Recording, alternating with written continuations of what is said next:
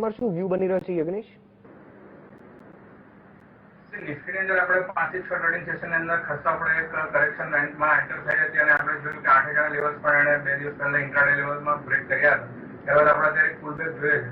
જે પ્રમાણે આગળ ફિબોનાચી સિરીઝને આપણે રિટ્રેસમેન્ટ લઈ છે તો ઉપરમાં 8135 પાસે અને 8170 પાસે એક સ્ટ્રોંગ રેઝિસ્ટન્સ ઝોન છે. 8145 પાસે નિફ્ટી રેઝિસ્ટ થઈને અત્યારે આપણે નીચે લોઅર લેવલ્સ પર આપણે જોઈ શકાય છે.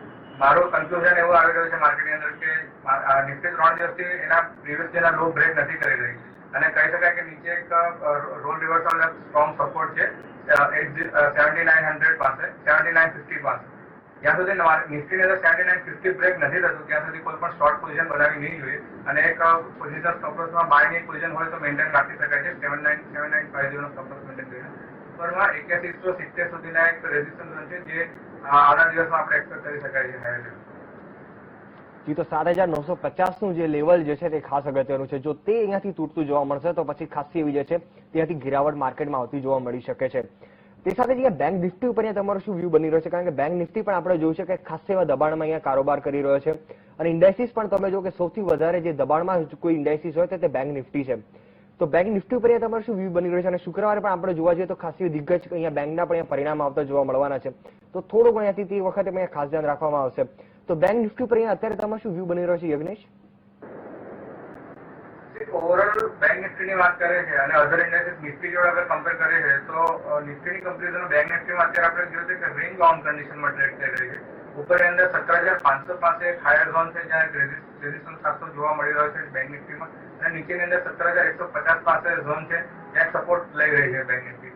મારું માનવું છે કે 50 પોઈન્ટની 500 પોઈન્ટની રેન્જની અંદર 250 પોઈન્ટની રેન્જની અંદર બેંક નિફ્ટીમાં કન્સોલિડેશન જોવા મળી રહ્યું છે.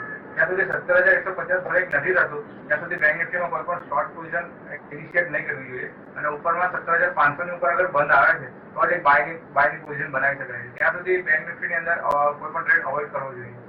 જી, તો બેંક નિફ્ટી જે છે તે જો 17500 ની ઉપર જેથી બંધ થાય ત્યારબાદ તમે લોંગ પોઝિશન જે છે તે લઈ શકો છો. ત્યાં સુધી તમે બેંક નિફ્ટીને અવોઇડ કરવાની સલાહ મળી રહી છે. તે સાથે યજ્ઞેશ, આજે આપણે સ્ટોક સ્પેસિફિક જો વાત કરવા જઈએ તો નિફ્ટીની અંદર સૌથી વધારે વધનારો જો કોઈ શેર હોય તો તે છે ટાટા મોટર્સ. અત્યારે તમે જુઓ કે જ્યારથી જે છેલ્લા એના જે ઘટાડો થયો હતો જે ઘટાડાના પ્રાઇસથી તમે જુઓ કે 40% સુધીની રિકવરી જે છે ત્યાં સ્ટોક્સની અંદર આવતી જોવા મળી રહી છે.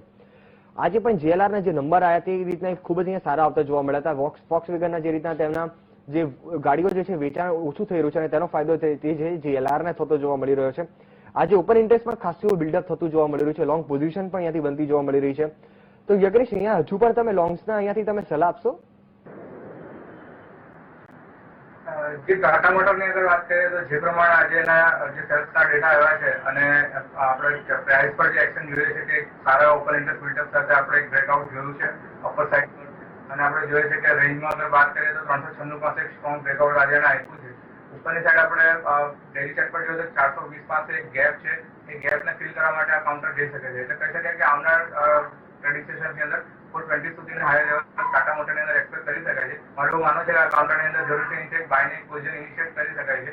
નીચેની અંદર 392 પાસે સ્ટોપ લોસ મેન્ટેન કરીને 420 ના લક્ષ્યાંક માટે ટાટા મોટરમાં બાય ઇનિશિએટ કરી શકાય. જી બિલકુલ, તો 420 રૂપિયાના જે લેવલ જે છે આ સ્ટોક્સની અંદર આવતા જોવા મળી શકે છે. તમે સ્ટોપ લોસ જે છે તે 392 રૂપિયા સુધીનો રાખી શકો છો. તે સાથે જ આજે એક બીજી કંપનીની વાત કરીએ યજ્ઞેશ, અહીંયા જૈન ઇરિગેશનનો સ્ટોક તમે જો જબરદસ્ત રેલી જે છે આ સ્ટોક બતાવી રહ્યો છે. 6.5% સુધીનો કાઉન્ટર જે છે અત્યારે રેલી કરી રહ્યો છે. કારણ કે તમને જે ફૂડ ડિવિઝન જે છે તેની અંદર કદાચ કંપની જે છે પોતાનો હિસ્સો વેચતો જોવા મળી શકે છે અને ત્યાર પછી તમે જુઓ કે સ્ટોકને જબરદસ્ત રેલી અહીંયા આવતી જોવા મળી હતી. ઓપન ઇન્ટરેસ્ટ પણ અહીંયાથી વધતા જોવા મળી રહ્યા છે. લોંગ પોઝિશન્સ પણ અહીંયાથી બનતી જોવા મળી રહી છે. તો જૈન ઇરિગેશન ઉપર અહીંયા તમારું શું વ્યૂ બની રહ્યો છે યજ્ઞેશ? જૈન ઇરિગેશનના કાઉન્ટરમાં વાત કરીએ તો series of higher bottom A form કરી રહ્યો છે પાછલા 2 થી 3 મહિનાની અંદર આપણે જોઈએ તો. અને ત્યારબાદ આપણે અત્યારે 200 દિવસની મૂવિંગ એવરેજ પાસે એક રેઝિસ્ટન્સ જોયો હતો જ્યાં લગભગ 69 ના લેવલ્સ છે. ત્યાંથી આપણે નીચેની સાઈડ એક 62 સુધીના લોવર લેવલ્સ જોયા હતા. ત્યાં એક candlestick bullish candlestick pattern form કરી છે અને એક રિવર્સલ એને સાઇન આપ્યા છે. અને આપણે અત્યારે જોઈ શકીએ કે ખાસ ઓપન ઇન્ટરેસ્ટ બિલ્ડઅપ સાથે હમણાં એક બ્રેકઆઉટ જોવા મળેલો છે 20 ડેઝ અને 50 ડેઝ મૂવિંગ એવરેજની અબોવમાં. મારું માનવું છે કે આ કાઉન્ટરની અંદર ઉપરની અંદર 74 સુધીના હાયર લેવલ્સ એક જૈન ઇરિગેશન કાઉન્ટરમાં જોવા મળી શકે છે.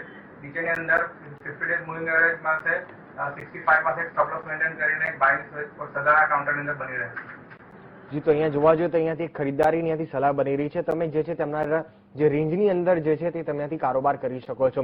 તે સાથે જ આજે બીજા સ્ટોકની વાત કરી યજ્ઞેશ, સાઉથ ઇન્ડિયન બેંકની. આ સ્ટોક તમે જો કે જ્યારથી પરિણામ આવ્યું હતું ત્યારબાદ ખાસો એવો દબાણમાં આવતો જોવા મળ્યો હતો. આજે કદાચ એક ઉપરની તરફ રિલીફ રેલી અહીંયા આવતી જોવા મળી રહી છે, પરંતુ તેને જે હાઈ બનાવ્યો હતો ત્યાંની ઉપર અહીંયાથી જવાની કોશિશ જે છે ત્યાંથી નથી કરી રહ્યો.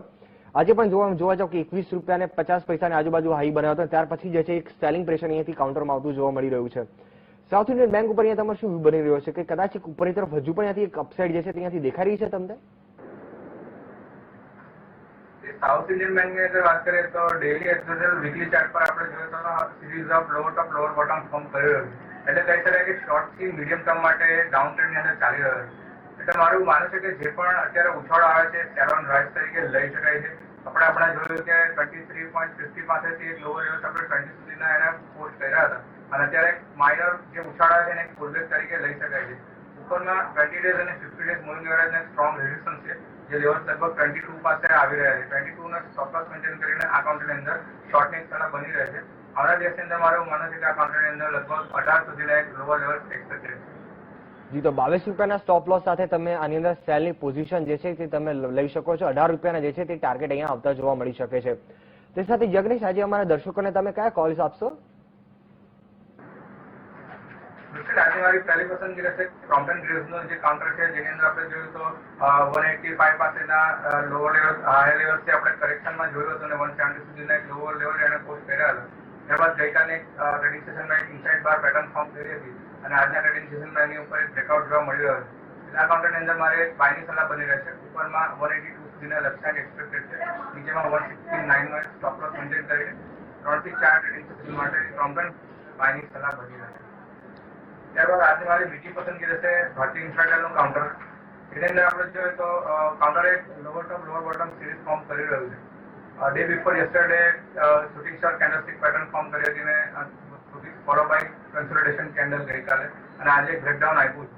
એટલે એવું માનું છે કે 390 ને સ્ટોપ લોસ મેન્ટેન કરીને આ કાઉન્ટરની અંદર શોર્ટની સલાહ બની રહે છે. નીચેમાં 364 સુધીના એક ટાર્ગેટ એક્સપેક્ટેડ છે. 5 સેશન માટે ઇન્ફ્રાટેલનો શોર્ટની સલાહ બની રહે છે. જી બિલકુલ, અહીંયાથી જોવા જઈએ તો એક બાયની અને અહીંયા સેલની અહીંયા સલાહ બની રહી છે. સૌથી પહેલા અહીંયાથી ભારતીય ઇન્ફ્રાટેલની જો વાત કરવા જઈએ તો 364 રૂપિયાના જે છે તે ટાર્ગેટ આવતો જોવા મળી શકે છે. તમે સ્ટોપ લોસ જે છે તે 390 રૂપિયા સુધીનો અહીંયા રાખી શકો છો. હવે તમે આજે ટ્રેડ જે છે તે તમે 5 થી 6 દિવસ માટે તમે જે છે આ ટ્રેડ કરી શકો છો.